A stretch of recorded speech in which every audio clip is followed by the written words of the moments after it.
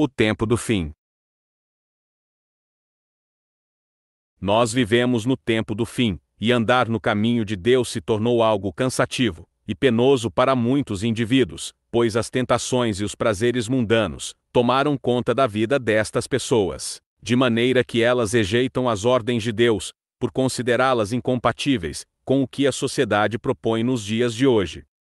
Ou seja, que a forma mais correta de se viver seria através da razão, onde tudo teria uma explicação científica, inclusive a criação do universo e do homem, e onde as pessoas deveriam abandonar leis consideradas primitivas, como no caso dos mandamentos de Deus, para então abraçar a liberdade proposta pelos tempos modernos. Essa busca pela independência do homem em relação a Deus trouxe uma série de consequências, e entre elas estão o aumento significativo dos vícios, a libertinagem e a diminuição do amor ao próximo. E a sociedade só não se encontra em um estado pior, porque parte das leis humanas foram inspiradas exatamente nas divinas, como por exemplo, em não roubarás e não matarás. Embora estas leis não impeçam que crimes aconteçam, elas ao menos fazem com que o mundo não se torne um completo caos.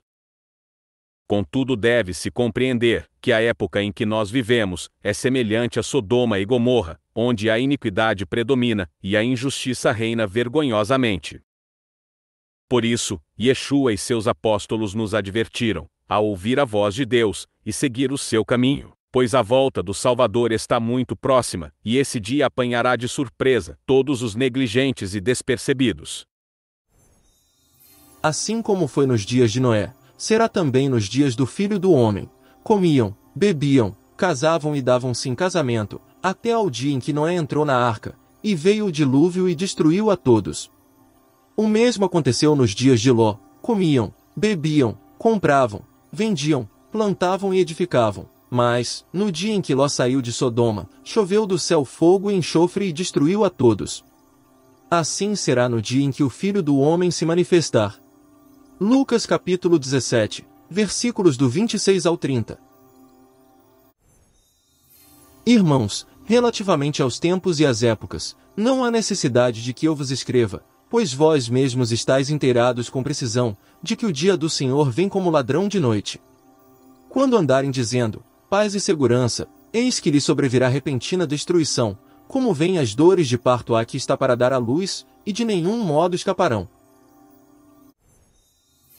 Mas vós, irmãos, não estáis em trevas, para que esse dia como ladrão vos apanhe de surpresa, porquanto vós todos sois filhos da luz e filhos do dia, nós não somos da noite, nem das trevas. 1 Tessalonicenses capítulo 5, versículos do 1 ao 5. Não retarda o Senhor a sua promessa, como alguns a julgam demorada, pelo contrário, ele é longânimo para convosco, não querendo que nenhum pereça, senão que todos cheguem ao arrependimento. Virá, entretanto, como ladrão, o dia do Senhor, no qual os céus passarão com estrepitoso estrondo, e os elementos se desfarão abrasados, também a terra e as obras que nela existem serão atingidas. 2 Pedro capítulo 3, versículos 9 e 10.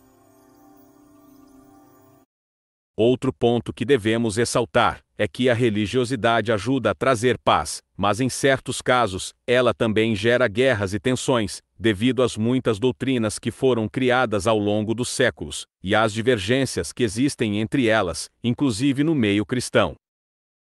Jesus Cristo, por exemplo, acabou sendo transformado pelos cristãos e católicos em um ser que possui diferentes faces e ensinamentos, onde alguns afirmam que ele é Deus, pertencente à Trindade, enquanto outros que ele seria o próprio Deus.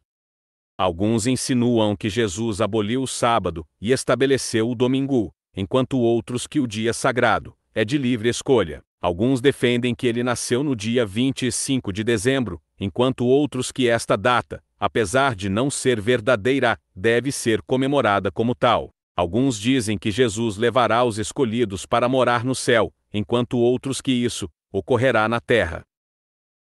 Além disso, as igrejas cristãs afirmam serem as verdadeiras, e elas sempre acabam entrando em conflito, umas com as outras, por não concordarem com o que é pregado por suas irmãs. Ou seja, se a igreja A é a verdadeira, então a B não poderia ser, já que elas têm doutrinas diferentes. Veja que o mundo cristão possui diversas discussões e divergências, fatos que auxiliaram no afastamento de muitas pessoas da religião cristã, pois em vez de trazer esclarecimento para o povo, as disputas teológicas geram incredulidade e desconforto naqueles que tentam se livrar das corrupções mundanas e direcionar um pouco de luz para suas vidas.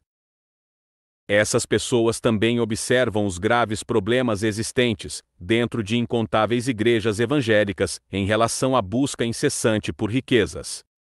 Porém, tudo isso ocorreu devido à eficácia de Satanás, que conseguiu dividir o mundo cristão em várias partes, para que ele não seguisse a sã doutrina bíblica e vivesse rodeado de teses, divergências e corrupções.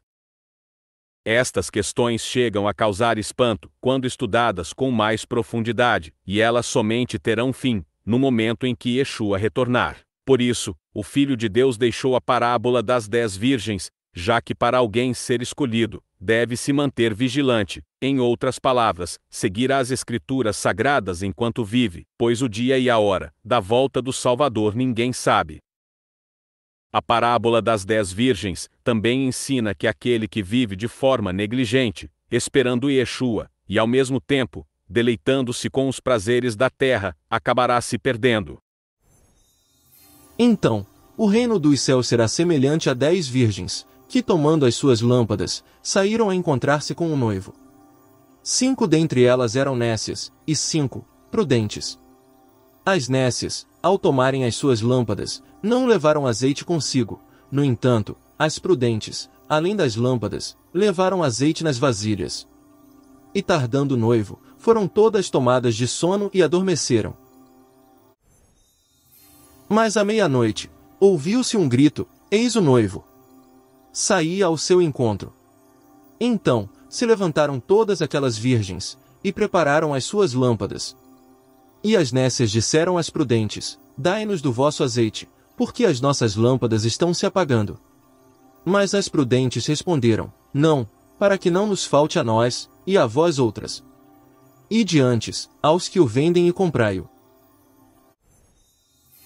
E saindo elas para comprar, chegou o noivo, e as que estavam apercebidas, entraram com ele para as bodas, e fechou-se a porta. Mais tarde, chegaram as virgens nécias, clamando: Senhor, Senhor, abre-nos a porta. Mas ele respondeu: em verdade vos digo que não vos conheço. Vigiai, pois, porque não sabeis o dia nem a hora. Mateus capítulo 25, versículos do 1 ao 13.